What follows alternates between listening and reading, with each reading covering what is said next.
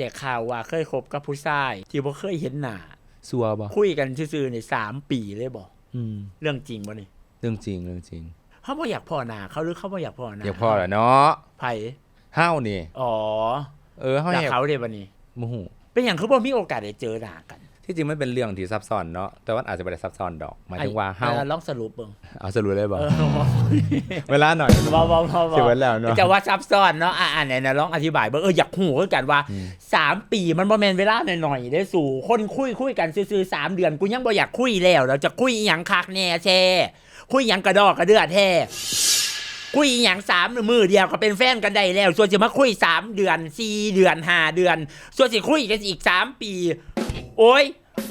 แตกเบิดยักษ์ใหญ่เบิดแหงเบิดตันเบิดบ่แม่นข้ามในใจหยังดอกเว้าสู่ฟังซื่อๆว่ามันเป็นเคยเห็นเขาเว้ามาบ่มีความในใจหรอกยายเว้าซื่อๆเป็นจังได๋ใจเย็นใจเย็นอ๋อเรื่องเอาจ้ะ